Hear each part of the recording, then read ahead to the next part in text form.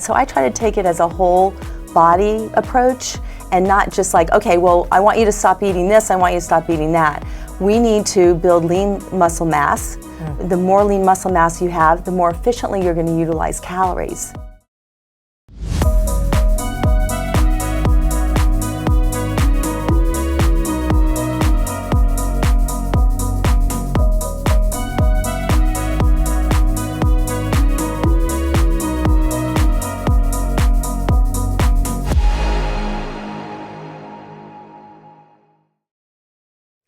Thank you for joining us for another episode of Limitless. I'm your host, Lisa Allen, and we are filming today at the HTTV studio in Summit, New Jersey. Today, we're talking about how to live a limitless life by making sure your mental and physical health is at peak performance. Fitness legend Jack LaLanne once said, your health account, your bank account, they're the same. The more you put in, the more you take out. Don't we all want more returns on our efforts? For those who want to feel stronger and are ready to invest in your own health, this episode is for you.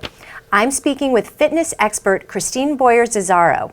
Christine has over 30 years of experience as a fitness professional, certified in personal training, group exercise, and golf fitness.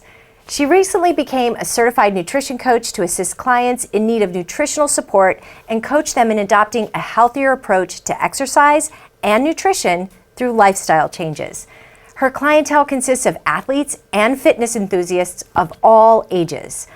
I am so excited to speak with you today. Thank you for coming on, Christine. Thank you for having me, Lisa. It's a pleasure to be here. Yes, I mean, I have to tell you, fitness has been one thing I've wanted to focus on because I just don't seem to get to the gym enough. And so I know I'm gonna walk away today with some tips and tricks on how I can start changing that mental hurdle, so to speak. But before we do, I want to talk about you. I want to find out about your background and how you got into fitness and what inspired you to go into this field. Well, Lisa, I grew up in South Florida, so I was outdoors all the time, and I started as a ballet dancer at the age of 3 and did that for 10 years.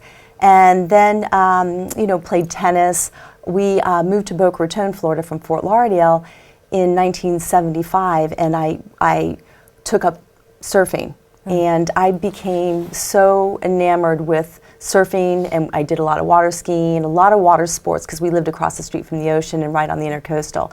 And I found that surfing was just a way to express yourself, a way to learn about yourself, a way to challenge yourself.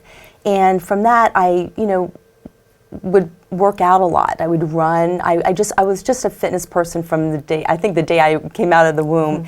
And in high school, I was part of a business program, and I got a job at a fitness club. This is back, when fitness clubs were sort of kind of just coming about. Yeah. And I loved my job. I absolutely loved it. And I showed people how to use certain types of equipment. They trained me how to do that. And here I'm a 17-year-old kid with this job and part of this business program, and I found that I really, really loved it. But then when I went off to college, I chose business as my major. However, I taught aerobics. We used to call group exercise aerobics. And I taught aerobics all through college. It was an easy way to make money.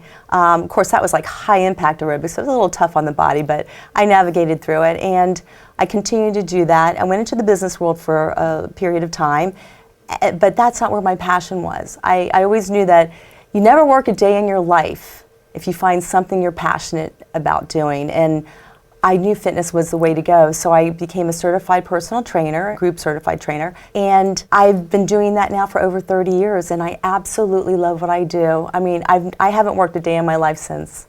That's amazing. That's powerful. Yeah. How has the industry changed over the last 30 years, from the time you went in to today? It's changed so much. Yeah. For those of you that know Jane Fonda, Jane Fonda's workouts. That's what I was in. I have to be honest. When you were saying that the gyms that were first opening, that was what was in my mind, was Jane Fonda, running. Sorry. Yeah, Jane Fonda, the little outfits with the leg warmers and the belts and what have you, and high impact aerobics. We don't do high impact aerobics anymore. There's different variations now which are much safer. But there's a lot of the principles that Jane Fonda did that still sort of exist, But fitness has changed so much. I mean, we know so much more now. I mean, it became such a bigger importance in, I think, people's overall, lives. Although a lot of people still don't embrace fitness like they should. But Jane Fonda really kind of set the pace back in the 80s, and some of the other shows that were on, body sculpting and things like that. So those were always inspirational shows to me to watch.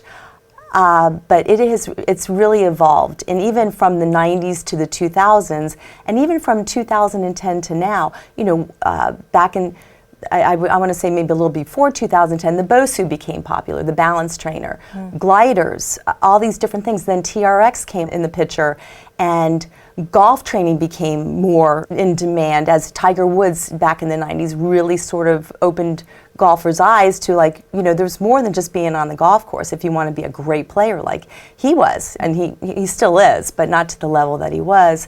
And so it's really, really changed quite a bit. And as a trainer, it's important to keep up with the different trends so that you can keep your clients fresh and introducing them to new things, and also making sure that they're staying safe and getting the results that they want.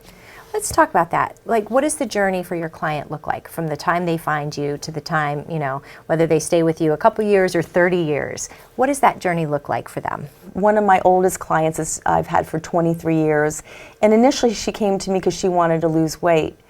And then as she's aged, it became more about getting stronger and just being fitter. And she found that as she started to age, that her balance was starting to go, which is what happens. It does diminish. If you don't work on your balance as you age, it will gradually diminish. Our workouts are different than they were, but they're still really intense for somebody her age. That's actually an interesting point, because when I'm walking, sometimes I don't see what's below my knees, and I trip much easier than I used to, and I don't feel as strong.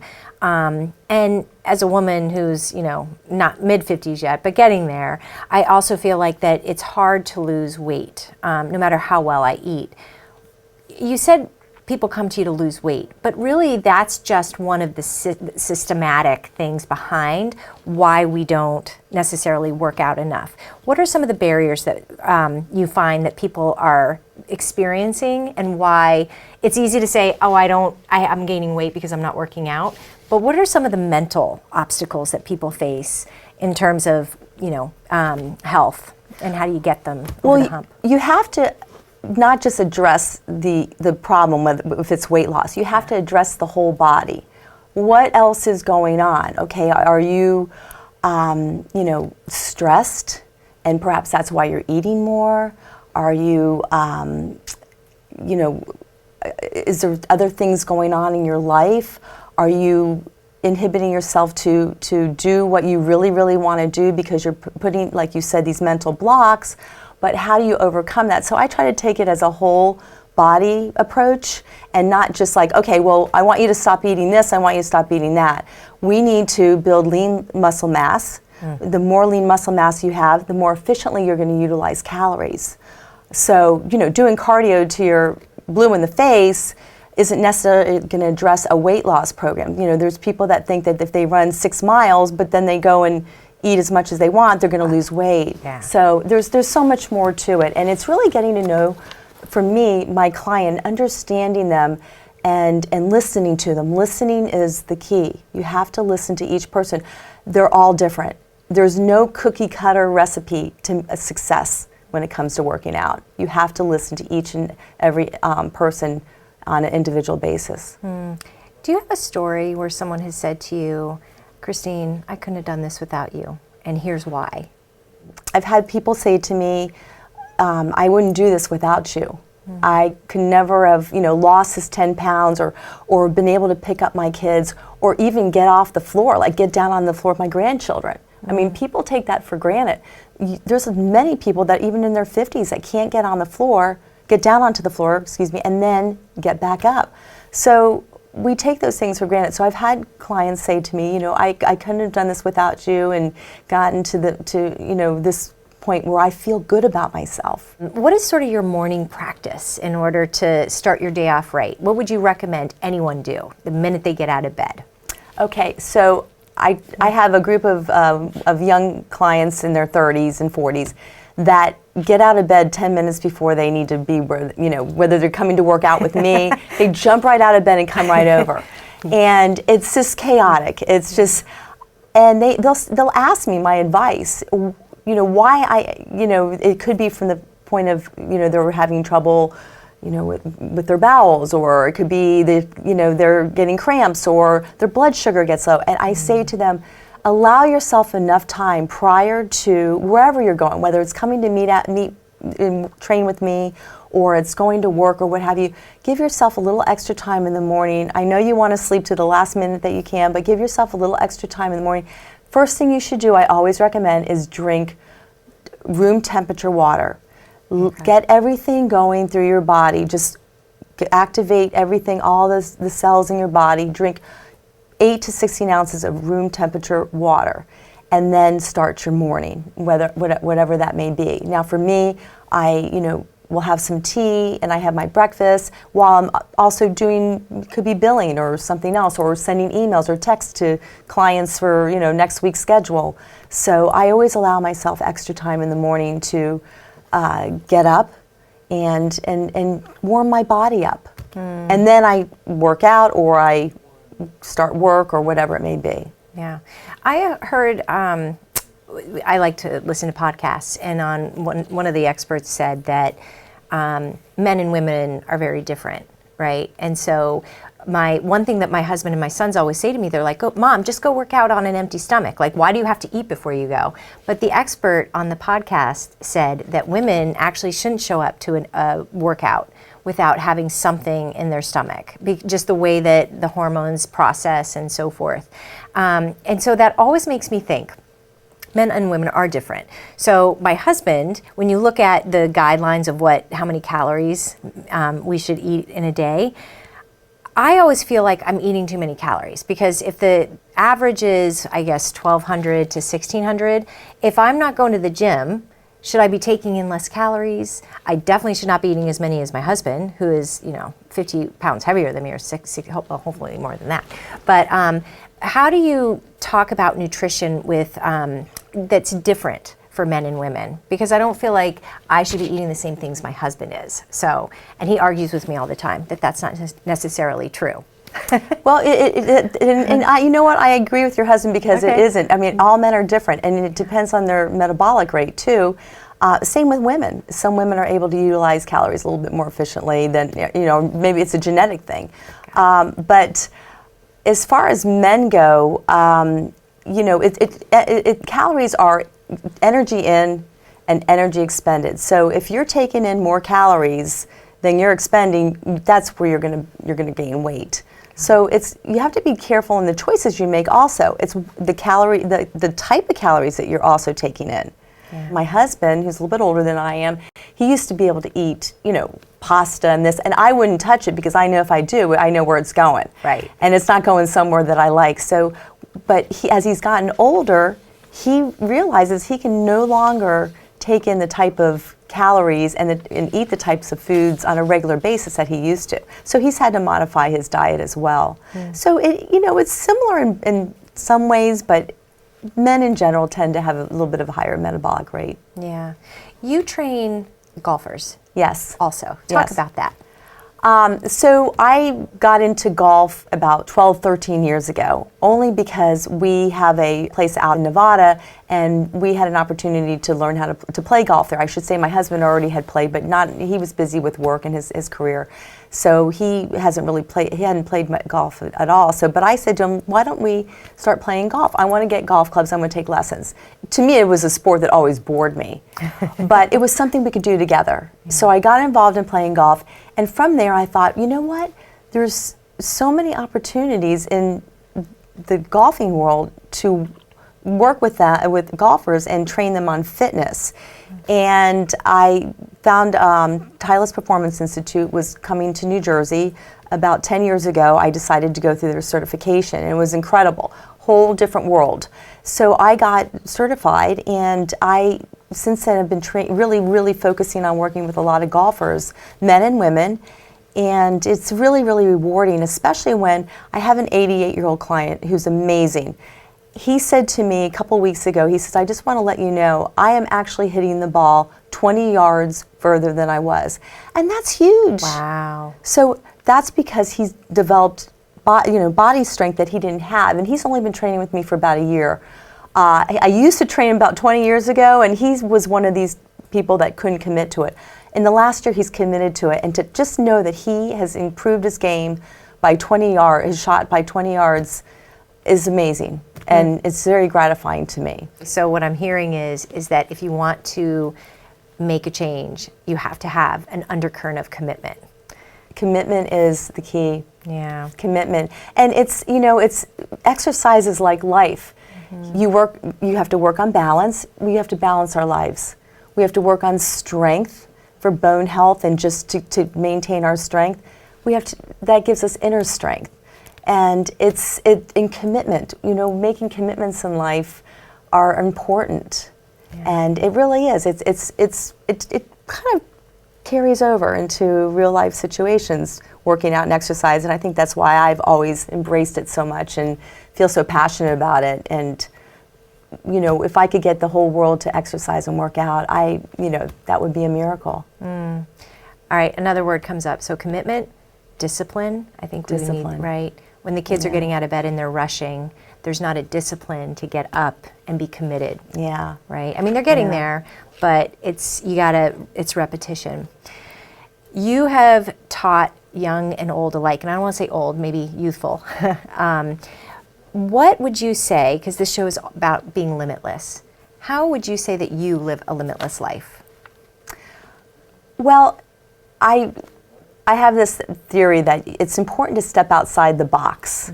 People get tied into this little bubble, and it's important to think, I'm going to try something new, or I'm going to go for a walk somewhere I've never been. Something as simple as that. So I try to live my life like that, where I don't get caught up into the same rut and just I try to learn. That's how I learn, is to do and step outside the box, do new things, do different things, talk to somebody that maybe I've never spoken to before.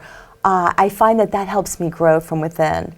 And to me, there's no boundaries. It's limitless. It is limitless. Tell me about your surfing story.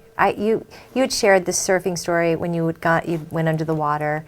Talk about how you felt in that moment, because I actually felt as though when I heard this story, it was really about an indication of who you are as a person and how you live, truly the discipline and commitment. So will you tell that story? Sure. So many years ago, I was surfing in Palm Beach, and I caught a 6-foot wave, and it literally knocked me. It was powerful. It was in the wintertime, and it was a powerful north swell, and it knocked me down into the bottom of the ocean. And I felt just caught up in the undercurrent of the water and everything. And I did have a leash on, which was attached to my surfboard. But when you come up out of the water, you have to make sure that you raise your arm up, that you don't have the surfboard hit you in the head, because it can, it's a leash that stretches. So I for a moment, a little slight panic, but then I realized, what? Don't have fear. You can navigate yourself through this. You're going to get up on top and you're going to catch your breath. Don't panic. And I did. I was able to get, surface and catch my breath and say, okay, I'm going to paddle back out and I'm going to do this again. I didn't let it overcome me, and I didn't let panic take over me. Yeah. It's easy to say, I'm not doing that again. Oh yeah, sure, right? And give up. But I'm not the type of person that gives up. I continue to surf after many more years, and I don't surf like I used to because I live here now in New Jersey. Yeah. But I do still have my surfboard collection. My brother keeps it for me down in Florida. Oh, that's fun. Yeah. What anchors you? Everybody has a practice or something that truly anchors them. What is your center? My center is balance. Thinking, okay, if I feel a little overwhelmed, if I've got a lot on my plate, which I have had in the last year, it's been a little bit of a stressful year. My husband had major back surgery, and but what anchors me is that I'm able to dig deep and find inner strength and say, I'm going to get through this. You know, I kind of like talk to myself, and I'm going to get through this. We're going to get through this. And I have faith, I do pray, and I think that really helps me. And exercise. I mean, working out is the best stress reliever that I have ever found in my life. Anytime I feel any type of stress, if I even just go for a walk, I find that invigorating. I find that it enables me to let everything go and know that everything's going to be okay. I'm going to get through this. Being positive, I think, is very important. I always tell my kids there's peaks and valleys. Like, life is not supposed to just be this. We learn when it's like this, and in your darkest moment, the saying is, it's darkest before the dawn, right? And I tell my kids, when you're really down and you're really struggling, just remember, keep the faith, be hopeful, keep working towards that goal, know your outcome, because one day it will change that fast. Right? There's one thing that's concerning, is that I heard another statistic that around the country, or actually around the world, I'm sorry, that it's about 4% depression rate. People are depressed, more depressed today, which is unbelievable. We're more connected, but we're disconnecting. Do you have any experience in terms of like talking about when your clients come to you, the experiences you might have had with people suffering with depression and how to help them through that process? Yeah, it is more prevalent. There's no doubt about that. And I think a lot of it has to do with the pace of life today. I think also the internet. People are socializing and interacting less, and therefore they're just sort of kind of becoming like in their own little cocoon. And the people that I've worked with that have felt depressed, they like to open up to me because they feel comfortable with me. Obviously, I'm not going to share anything that they share with me that's personal, but they find that they feel better when they leave a training session because of the exercise and the, and the hormones that it releases and what have you. And I try to remind them that this is why you come and work out, is that it also helps you mentally and makes you feel better about yourself. It gives you a sense of self-accomplishment, which I feel that a lot of people are lacking today because of just the way our society is, the fast pace and the way the world is, and the obesity being so prevalent among young kids because parents are just rushing off and grabbing fast foods, and there's just the advertising is geared towards sugary drinks and what have you. So we're in a very difficult time. Life's not as simple as it used to be. And I think that's why we're seeing more depression. It is a whirlwind. I mean, I'm guilty of it too. So I'm now an empty nester, but my kids did sports, and when we first started, there was no sports on Sundays, right? So you always had a family day. But then over time, they're doing sports 7 days a week, and then you're eating dinner, a hot dog at a game, and my husband and I would go in two different directions. And is there any advice you have? Because there was so many times that I felt like I was failing as a parent. I'm not sitting down for dinner. I'm always busy. I'm on my phone. I'm trying to pay attention. Do you have any good advice for anybody out there that is trying to make a true change in their life, on how, just some tips that might help them take that first step?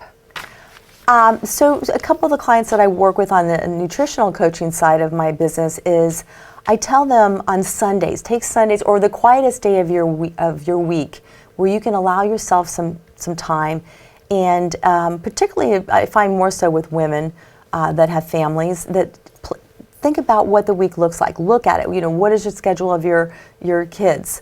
And then try to plan, even if you can plan like Monday, Tuesday, Wednesday, if you're doing this on a Sunday, try to plan out what those days are going to consist of as far as what you're going to be eating, where your family's going to be, so that and it doesn't pop up on you and stress you out, and then you all of a sudden are stress eating, which happens. A lot of people stress eat. So I think if people can take a look at their lives for a few days ahead and plan, I think they'll find that they'll be a little bit happier, and that's worked for a couple of my clients. Planning the meals, Right. planning their schedule, communicating with their spouse. Are there differences between being in your 40s for women and men? But I'm actually thinking like from an eating perspective, nutrition. Is there a difference between women in their 40s, what they should be eating, versus a woman in their 50s versus a woman in her 60s? Is there a difference there?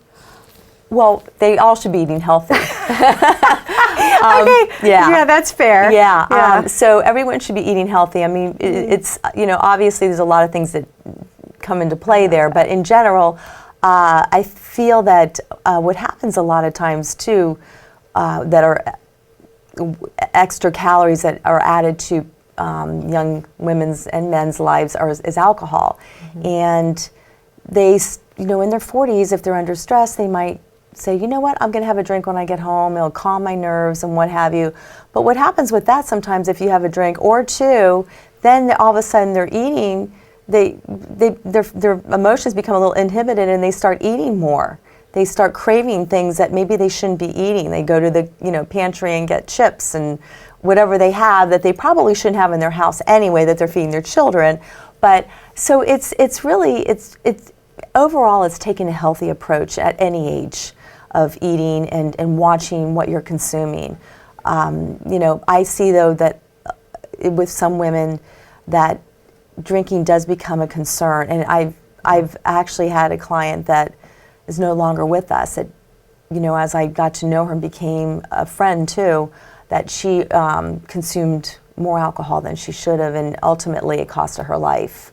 And so to me, that's a very concerning point with younger people, is that they're taking in too many calories through alcohol, and therefore then they're overeating and they're eating sugary things or savory things. Right. It's easy to do. I don't have chips in my house anymore. I mean, really, my big thing is brownies. I love chocolate. And even last night I said to my husband, where are the brownies? And he's like, I could go get you some. I'm like, no, you are not going to get any brownies. I've made a commitment to, if I don't have the discipline, I will commit to not putting it in my house because I can't say no to chocolate. Out of sight, out of mind. And you know what, listen, you can't stop living. I mean, there's things you enjoy. You should have a brownie once in a while. Yeah. But having brownies in your house, and it's there. It gets on the radar screen. So I always tell clients, if it's something you're going to go to, and it's not nutritious or it's something you should have, don't keep it in the house. Yeah. Just don't keep it in the house. Take away the temptation. Yes. So we have wound down our time already. Can you believe that? Wow, this has been great. Awesome. How do people find you? Social media, website. On Instagram. I don't do a lot on social media, but you can find me on Instagram. Okay, what is your handle? It's Christine Boyer Zazzaro. Okay, yeah. And anyone can go to you, right? Yes, I work out at Brook Lake Country Club in Florham Park, New Jersey, and you don't have to be a member of the club there if you're working with me directly. So it's a nice low key spot, and it's comforting. It's not the kind of place that you need to, women say, well, how should I dress? Or do I need to wear makeup? No, you don't at all. It's very low key. Be ready to sweat. Be ready to sweat and have a good time, because I like to make our workouts fun. Wonderful. And challenging. All right. Well, thank you so much for joining me today. I really appreciate this conversation. Yeah, well, thank you very much, Lisa. It's been a pleasure to be here. I appreciate you having me on the show. Absolutely. All right. I'm motivated. I'm going to go get healthy. I'm going to go work out. All right. Good. I'll see you in the gym. Yes. Oh, I would love that. Okay. And thank you for joining us today. We explored how to live a truly limitless life by keeping both our mind and our body unified at peak performance. As Jim Rohn famously said, take care of your body. It's the only place you have to live. Christine helps people transform their health through lasting lifestyle changes. Take those habits and adopt what works for you to truly live a limitless life. For more programming like this, please go to YouTube, follow us on Facebook, Instagram, and LinkedIn. Thank you again.